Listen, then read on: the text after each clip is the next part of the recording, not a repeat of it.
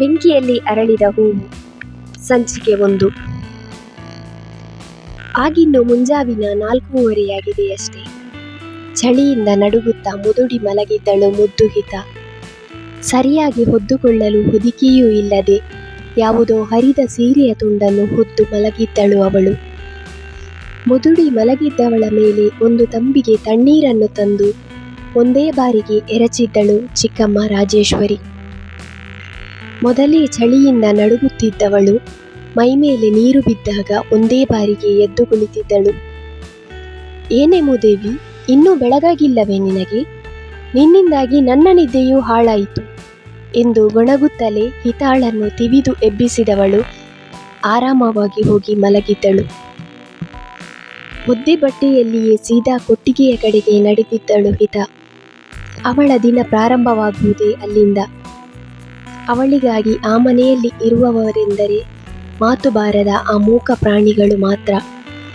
ಗೋಮಾತೆಯನ್ನೇ ತನ್ನ ತಾಯಿಯೆಂದು ಪೂಜಿಸುವಳು ಅವಳು. ಹೆತ್ತಮ್ಮ ಯಾರೆಂದು ನೋಡಿಯೂ ಇಲ್ಲ. ಅವಳನ್ನು ಹೆತ್ತವಳು ಅತಿಯಾದ ರಕ್ತಸ್ರಾವದಿಂದ ಹೆತ್ತ ಕೆಲ ಗಳಿಗೆಯಲ್ಲಿಯೇ ಈ ಲೋಕ ತ್ಯಜಿಸಿ ಪರಲೋಕ ಸೇರಿದಳೆಂದು ಹೇಳುವುದನ್ನು ಕೇಳಿದ್ದಳಷ್ಟೇ.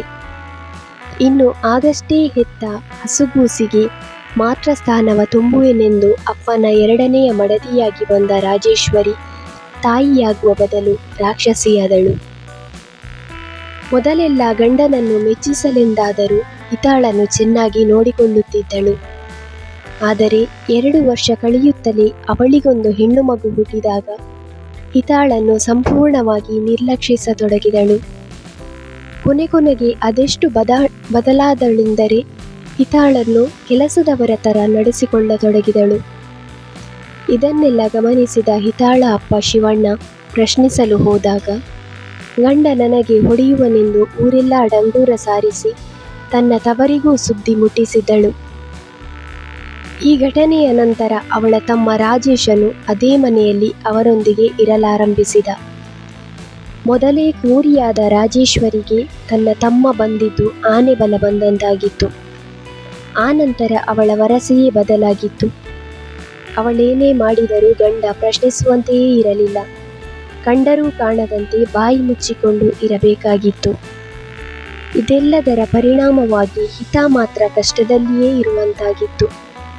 ಮುಂಜಾನೆ 4 ಗಂಟೆಗೆ ಅವಳ ದಿನಚರಿ ಆರಂಭವಾದರೆ ಕೊನೆಗೊಳ್ಳಲು ರಾತ್ರಿ 10-11 ಗಂಟೆಯಾದರೂ ಆಗಬೇಕಿತ್ತು.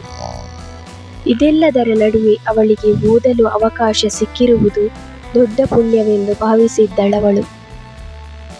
ಆದರೆ ಅಸಲಿ ಕಾರಣ ಏನೆಂದರೆ ತನ್ನ ಮಗಳು ಸುಷ್ಮಿತಾ ಶಾಲೆಗೆ ಹೋಗುತ್ತಿರುವಾಗ ಇನ್ನೊಬ್ಬಳನ್ನು ಕಳುಹಿಸದೇ ಇದ್ದರೆ ಊರಿನವರ ಬಾಯಲ್ಲಿ ತಾನೆಲ್ಲಿ ಕೆಟ್ಟವಳಾಗುತ್ತೀನೋ ಎಂಬ ಭಯದಿಂದ ಹಿತಾಳನ್ನು ಅವಳ ಜೊತೆಗೆ ಶಾಲೆಗೆ ಸೇರಿಸಿದ್ದಳು ರಾಜೇಶ್ವರಿ. ಓದುವುದರಲ್ಲಿ ಹಾಗೂ ಎಲ್ಲ ಚಟುವಟಿಕೆಯಲ್ಲಿಯೂ ಸದಾ ಮುಂದಿರುತ್ತಿದ್ದ ಹಿತಾಳೆಂದರೆ ಎಲ್ಲ ಶಿಕ್ಷಕರಿಗೂ ಅಚ್ಚುಮೆಚ್ಚು.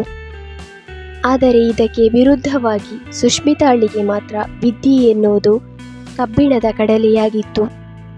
ಮೊದಲೇ ಮುದ್ದಿನಿಂದ ಬೆಳೆದವಳಿಗೆ ಶಿಕ್ಷಕರ ಬೈಗುಳ ಹಿಡಿಸುತ್ತಿರಲಿಲ್ಲ.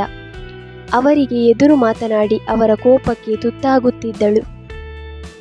ಅದರಲ್ಲಿಯೂ ಹಿತಾಳ ಏಳಿಗೆಯನ್ನಂತೂ ತಾಯಿ ಮಗಳಿಗೆ ಸಹಿಸಿಕೊಳ್ಳಲು ಆಗುತ್ತಲೇ ಇರಲಿಲ್ಲ.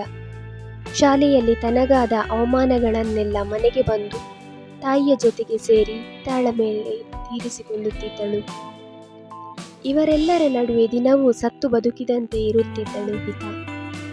ವರುಷಗಳು ಕಳೆದಂತೆ ಪರಿಸ್ಥಿತಿ ಏನೂ ಬದಲಾಗದೇ ಇದ್ದರೂ ದೇಹಸ್ಥಿತಿ ಮಾತ್ರ ಬದಲಾಗಿತ್ತು. ದೊಡ್ಡವಳಾಗಿದ್ದ ಹಿತ ಮೈದುಂಬಿಕೊಂಡು ಆಗಷ್ಟೇ ಅರಳಿದ ಕಮಲದಂತೆ ಕಂಗೊಳಿಸುತ್ತಿದ್ದಳು. ಅವಳ ಚೆಲುವನ್ನು ಕಂಡು ಸುಷ್ಮಿತಾಳಿಗೆ ಹೊಟ್ಟೆ ಉರಿಯುತ್ತಿತ್ತು. ತಾನೆಷ್ಟೇ ಮೇಕಪ್ ಮಾಡಿಕೊಂಡರೂ ಅವಳಷ್ಟು ಸುಂದರವಾಗಿ ಕಾಣುತ್ತಿಲ್ಲವೆಂದು ಕೊರಗುತ್ತಿದ್ದಳು. ಆಗಷ್ಟೇ ಹಿತ ಕಾಲೇಜು ಮೆಟ್ಟಲು ಹತ್ತಿದ್ದಳು. ತಾಯಿ ಇಲ್ಲದ ಮಗಳೆಂದು ಊರಿನ ಚೇರ್ಮನ್ ಅವಳ ಓದಿಗೆ ಸಹಾಯ ನೀಡಿದ್ದರಿಂದ ಇಲ್ಲಿಯೂ ಅವಳ ಓದನ್ನು ತಪ್ಪಿಸುವಲ್ಲಿ ರಾಜೇಶ್ವರಿ ಸೋತು ಹೋಗುತ್ತಾಳೆ. ಅದೆಷ್ಟೇ ಕಷ್ಟ ನೀಡಿದರೂ ಕೆಲಸದ ಮೇಲೆ ಕೆಲಸ ನೀಡಿ ಅವಳನ್ನು ಓದದಂತೆ ತಡೆದರೂ ಅವಳು ಮಾತ್ರ ಓದಿನಲ್ಲಿ ಹಿಂದೆ ಬಿದ್ದ ಮಗಳಲ್ಲ. ಅವಳಲ್ಲಿಯೂ ಒಂದು ಛಲ ಹುಟ್ಟಿತ್ತು. ಹೇಗಾದರೂ ಮಾಡಿ ಈ ನರಕದಿಂದ ಪಾರಾಗಬೇಕೆಂದು. ಹಗಲಿರುಳು ನಿದ್ದೆ ಎಂಬುದರ ಮರೆತು ಓದಿಗಾಗಿ ಶ್ರಮಿಸುತ್ತಿದ್ದಳು. ಇತ್ತೀಚೆಗೆ ಅವಳು ಕಾಣುತ್ತಿರುವ ಸಣ್ಣ ಬದಲಾವಣೆ ಎಂದರೆ ಮಾವ ರಾಜೇಶನ ವರ್ತನೆ. ಮೊದಲೆಲ್ಲ ತನ್ನ ಕಂಡಾಗ ಬೆಂಕಿ ಉಗುಳುತ್ತಿದ್ದವ, ತನ್ನಕ್ಕನೊಂದಿಗೆ ಸೇರಿಕೊಂಡು ಕೆಲಸದ ಮೇಲೆ ಕೆಲಸ ನೀಡುತ್ತಿದ್ದವ ಸ್ವಲ್ಪ ಸಮಯಗಳಿಂದ ಅದೇಕೋ ಒಂಥರ ಆಡುತ್ತಿದ್ದ. ಅವಳ ಕೆಲಸಗಳಿಗೆ ಸಹಾಯವಾಗಲೆಂದು ಬೇಕೆಂದೇ ಹತ್ತಿರ ಬರುತ್ತಿದ್ದ.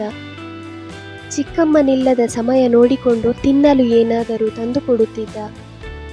ಇವನ ಈ ಬದಲಾವಣೆ ಹಿತಾಳಿಗೆ ಅಚ್ಚರಿ ಎನಿಸಿದರೂ ಅವಳದರ ಬಗ್ಗೆ ಹೆಚ್ಚು ತಲೆಕೆಡಿಸಿಕೊಳ್ಳಲು ಹೋಗಲಿಲ್ಲ. ಈ ಕೆಲಸಗಳ ನಡುವೆ ಸ್ವಲ್ಪ ಸಮಯ ಸಿಕ್ಕರೆ ಅದನ್ನು ಓದಿಗಾಗಿ ಮೀಸಲಿಟ್ಟು ಬಿಡುತ್ತಿದ್ದಳವಳು. ಆದ್ದರಿಂದ ಅವಳಲ್ಲಿ ಬೇರೇನೂ ಯೋಚನೆ ಮಾಡುವಷ್ಟು ಸಮಯವಿರಲಿಲ್ಲ. ಹೀಗಿರುವಾಗ ಸಂಜೆ ಕಾಲೇಜು ಬಿಟ್ಟು ಬಂದವಳಿಗೆ ಮನೆಯೆದುರು ಕಾರೊಂದು ನಿಂತಿರುವುದು ಕಾಣಿಸುತ್ತದೆ. ಯಾರಾದರೂ ಅತಿಥಿಗಳು ಮನೆಗೆ ಬಂದಾಗ ಅವರೆದುರಿಗೆ ಈ ದರಿದ್ರ ಮುಖವನ್ನು ತೋರಿಸಿಕೊಂಡು ಬರಬಾರದೆನ್ನುವುದು ಮೊದಲೇ ಚಿಕ್ಕಮ್ಮನ ಆದೇಶವಿದ್ದುದರಿಂದ ಹಿಂಬಾಗಿಲಿಂದಲೇ ಒಳಬಂದವಳಿಗೆ ಮನೆ ಬಂದಿರುವುದು ಲಾಯರ್ ಎಂದು ತಿಳಿಯುತ್ತದೆ. ಆದರೆ ಅವರೇಕೆ ಬಂದಿದ್ದಾರೆಂದು ತಿಳಿದುಕೊಳ್ಳುವ ಅಧಿಕಾರ ಅವಳಿಗಿಲ್ಲವೆಂದುಕೊಂಡು ಅವಳ ಪಾಡಿಗೆ ಕೊಟ್ಟಿಗೆಯತ್ತ ಹೊರಟಿದ್ದಳು. ಹೋದವಳೆ ಮೊದಲಿಗೆ ಮೊನ್ನೆ ತಾನೇ ಕರು ಹಾಕಿದ ಗಂಗೆಯ ಬಳಿ ಹೋದಳು. ಅವಳ ಮಗಳು ಲಕ್ಷ್ಮಿಯ ಜೊತೆ ಆಟವಾಡುವುದೆಂದರೆ ಅವಳಿಗೆ ತುಂಬಾ ಖುಷಿ.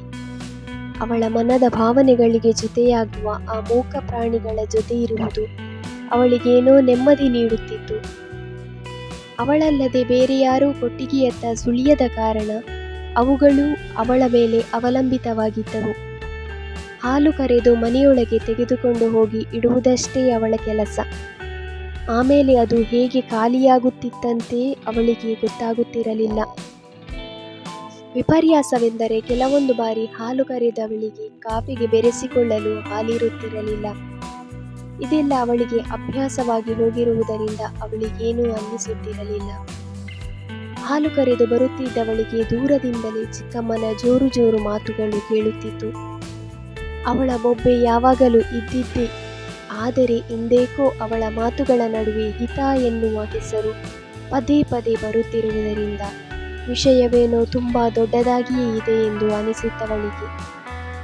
ಅವಳು ಒಳಬರುತ್ತಿದ್ದಂತೆ ಜೋರಾಗಿ ಅರಚಿದಂತೆ ಮಾತನಾಡುತ್ತಿದ್ದ ರಾಜೇಶ್ವರಿ ಅದೇಕೋ ಬಾಯಿ ಮುಚ್ಚಿದ್ದಳು.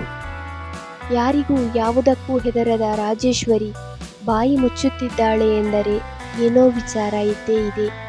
ಅದನ್ನವಳು ಮುಚ್ಚಿಡುತ್ತಿದ್ದಾಳೆ ಎಂದು ಹಿತಾಳಿಗೆ ಖಚಿತವಾಯಿತು.